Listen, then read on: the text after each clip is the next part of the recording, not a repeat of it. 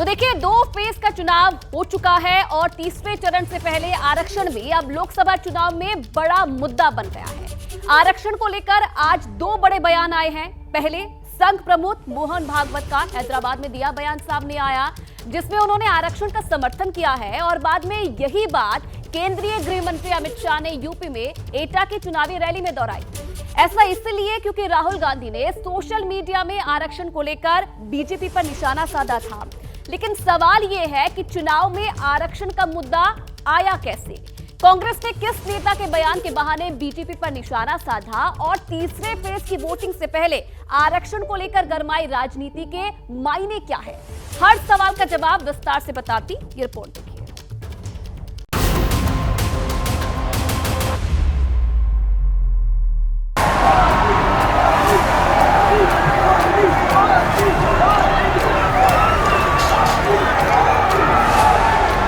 कांग्रेस धर्म के आधार पर आरक्षण देना चाहता है।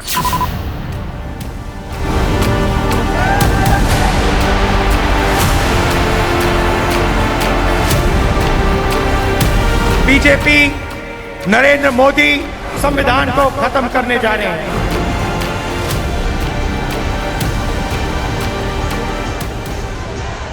पिछड़े वर्ग के आरक्षण को कम करने का काम अगर किसी ने किया है तो ये कांग्रेस पार्टी ने किया।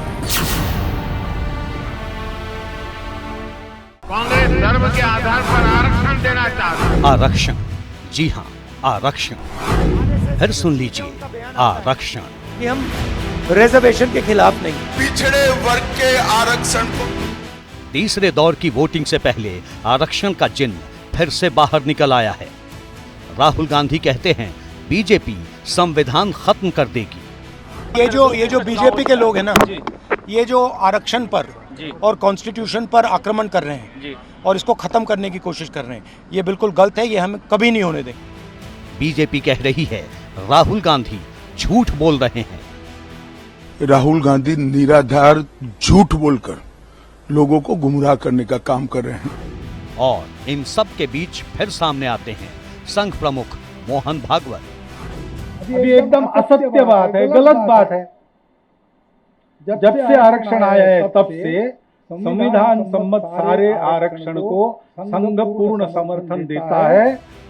आरएसएस प्रमुख मोहन भागवत ने एक बार फिर वही बात कही जो उन्होंने 4 साल पहले कही थी, 2 साल पहले कही थी, नागपुर में साल भर पहले भी कही थी और एक बार फिर कहा कि आरएसएस संविधान के मुताबिक आरक्षण के साथ है तब तक जब तक समाज में भेदभाव है। मैं यहाँ आया कल तो मैंने सुना एक वीडियो घूम रहा है कि संघ वाले बाहर से तो बात ही अच्छे कर रहे हैं, अंदर जाके कहते हैं आरक्षण का हमारा विरोध है, बाहर हम बोल नहीं सकते। अभी एकदम असत्य बात है, गलत बात है। जब से आरक्षण आया है तब से संविधान सम्मत सारे आरक्षण को संघ पूर्ण समर्थन देता है और संघ ये कहता है कि आरक्षण जिनके लिए है उनको जब तक आवश्यक लगेगा या सामाजिक कारणों से दिया गया है, वो भेदभाव जब तक है तब तक ये आरक्षण जारी रहना चाहिए। आरएसएस प्रमुख हैदराबाद में थे, एक प्रोग्राम में बोल रहे थे। जिक्र आरक्षण का आया, बताया कि सोशल मीडिया में एक वीडियो फैलाया जा रहा है, आरक्षण के नाम पर लोगों को बरगलाया जा रहा है। सोशल मीडिया है, अच्छी बातें भी जाती है, खराब बातें भी जाती है। वो सोशल मीडिया का गुण नहीं, सोशल मीडिया में भाग लेने वाले का गुण है। तो ऐसी कपोल कल्पित बातें लोगों में भेज कर विवाद पैदा करना उसका स्वार्थ है। चलो ठीक है, उससे हमारा कोई संबंध नहीं है। संघ प्रमुख ने क्लियर कर दिया है कि आरक्षण के नाम पर झूठ फैलाया जा रहा है, लेकिन मौका चुनाव का है, लिहाजा मुद्दा गरमा चुका है। संघ प्रमुख के बयान को लेकर राहुल गांधी ने भी पलटवार करने में देर नहीं की। आरक्षण पर सियासी रण बढ़ने लगा है। आरएसएस के जो चीफ है उनका बयान आता है कि हम रिजर्वेशन के खिलाफ नहीं है। अरे इन्होंने ही पहले स्टेटमेंट दिया था कि रिजर्वेशन के खिलाफ हैं। जो भी जो भी रिजर्वेशन के खिलाफ है सारे के सारे इनकी पार्टी में जा रहे हैं, जो भी रिजर्वेशन के कॉन्स्टिट्यूशन के खिलाफ है सारों को ये ले रहे हैं, फिर कह रहे हैं कि भैया हम रिजर्वेशन के खिलाफ नहीं है। और इसका लक्ष्य क्या है मैं बता देता हूं, क्योंकि ये 20-22 अरबपतियों की मदद करना चाहते हैं। इसलिए तीसरे फेज की वोटिंग से पहले बाहर निकले आरक्षण के चिन्ह का सिरा खोजना जरूरी। असल में इस पूरे विवाद की शुरुआत तब हुई जब राहुल गांधी ने सोशल मीडिया एक्स पर एक ट्वीट करते हुए लिखा कि बीजेपी देश के संविधान को बदलकर लोकतंत्र को तबाह कर देना चाहती है। आगे लिखा कि बीजेपी आरक्षण छीनकर दलितों और पिछड़ों की भागीदारी खत्म करना चाहती है। राहुल गांधी ने लिखा कि बीजेपी से जुड़े लोग ऐसा कह रहे हैं। अब सवाल यह है कि क्या बीजेपी के किसी नेता ने ऐसा बयान दिया? राहुल गांधी ने बीजेपी से जुड़े किस नेता का जिक्र किया? जातिवादी होने का हमला इन सवालों का जवाब ये वायरल वीडियो है, जिसमें जो शख्स नजर आ रहे हैं वो आचार्य प्रमोद कृष्णम है। वायरल वीडियो में वो क्या कह रहे हैं, सुनिए। मैं कहना चाहता हूं कि अगले महाकुंभ में एक प्रस्ताव आना चाहिए। यदि भारतीय लोकतंत्र से, भारत की राजनीति से जातिवाद को मिटाना चाहते हो और भारत के संविधान में बाबा साहब अम्बेडकर ने यह व्यवस्था दी है, तो आप विद्वान जन सोचो, फिर ये जातियों के नाम पर आरक्षण भारत को विभाजित कर रहा है। आचार्य प्रमोद कृष्णम का ये वीडियो सोशल मीडिया में वायरल हो गया। कांग्रेस प्रवक्ता सुप्रिया श्रीनेत ने इस वीडियो को शेयर किया। सुप्रिया के वीडियो को ही राहुल गांधी ने अपने एक्स अकाउंट पर शेयर करते हुए आरक्षण खत्म करने को लेकर निशाना साधा। अब सवाल यह है कि प्रमोद कृष्णम हैं कौन? आचार्य प्रमोद कृष्णम एक संत के साथ ही राजनेता भी रहे हैं। प्रमोद लंबे वक्त तक कांग्रेस के बड़े नेता रहे हैं। 2014 में संभल से कांग्रेस के टिकट पर चुनाव लड़ा। 2019 में लखनऊ से लोकसभा चुनाव लड़ा, लेकिन दोनों ही बार जीत हासिल नहीं कर सके। इसी साल फरवरी में कांग्रेस ने उन्हें 6 साल के लिए पार्टी से निष्कासित कर दिया था।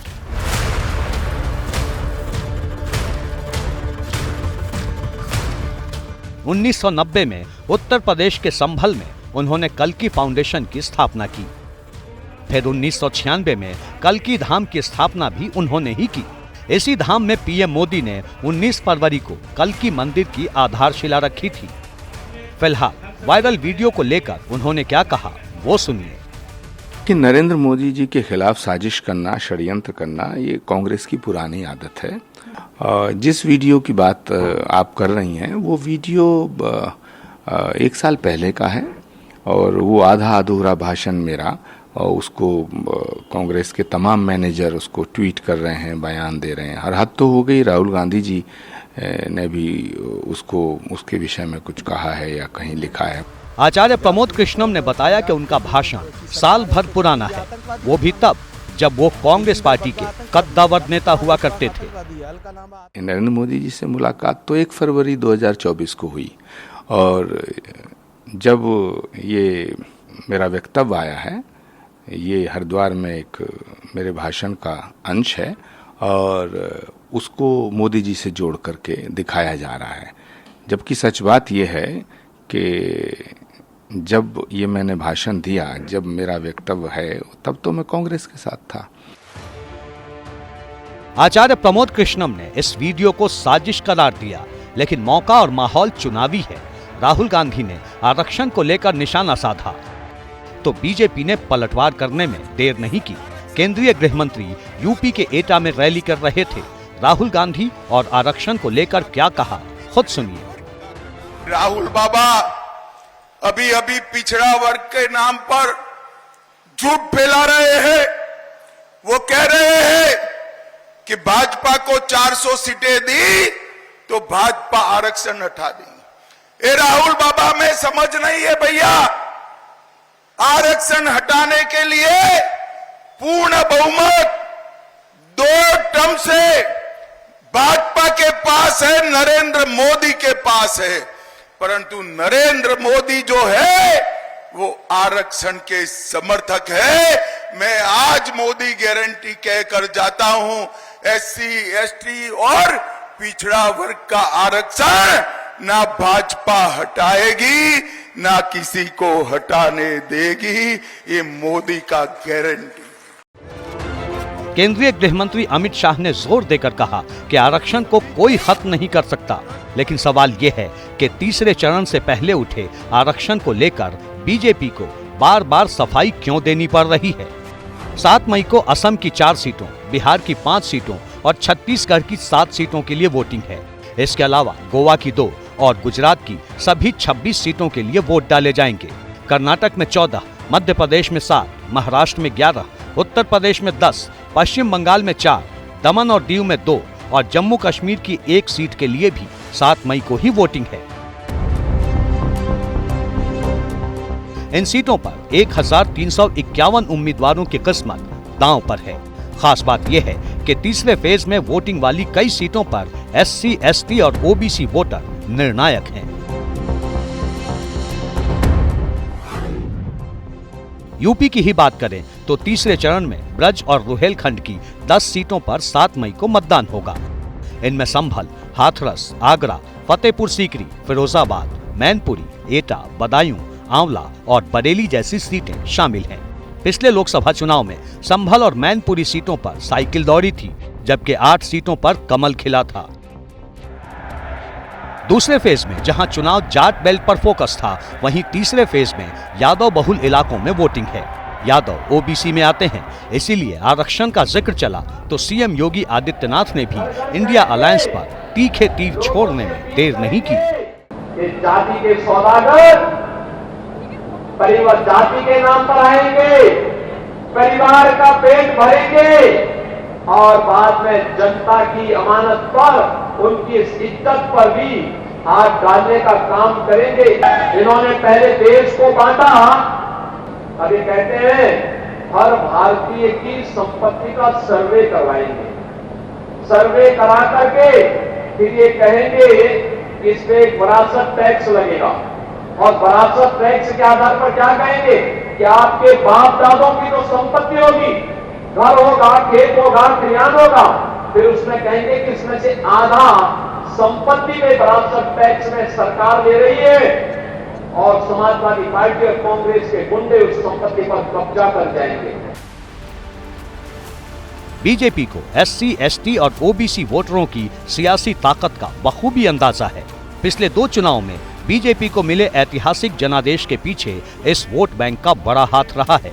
एक दौर में क्षेत्रीय क्षत्रपों की झोली में जाने वाले OBC वोट को बीजेपी ने कैसे अपने पाले में किया, इसे ऐसे समझा जा सकता है। मोदी यानी गारंटी। 2004 में बीजेपी को 23% OBC वोट हासिल हुए थे। 2009 में ये घटकर 22% हो गए, लेकिन 2014 में बढ़कर 44% और 2019 में 45% OBC वोटर ने कमल पर बटन दबाया।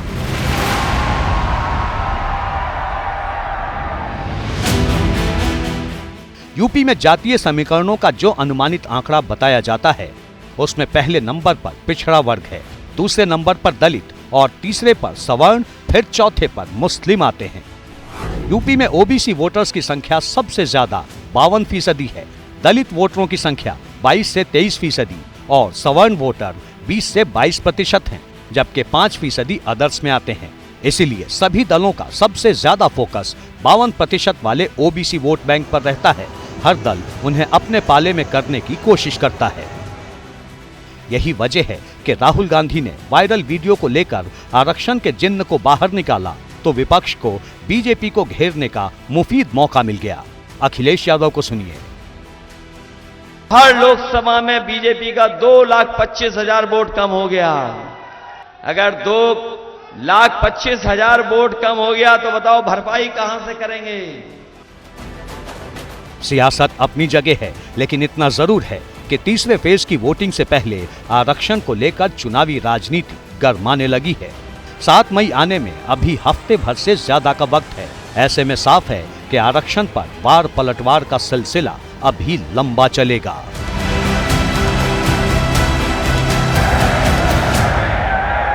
जैसे ही घड़ी का काटा दोपहर 2:30 पे आए, बबीता जी का दिल सास बहू साजिश के लिए मचल जाए। और ये है इनकी बहू। पूरे दिन ऑफिस की टेंशन हो जाए गॉन जब ये करें अपना फेवरेट शो फ्री टाइम पे ऑन। इनकी तरह आप भी देखिए अपना फेवरेट शो अपने टाइम पर और डाउनलोड कीजिए एबीपी लाइव ऐप अपने स्मार्ट टीवी पर।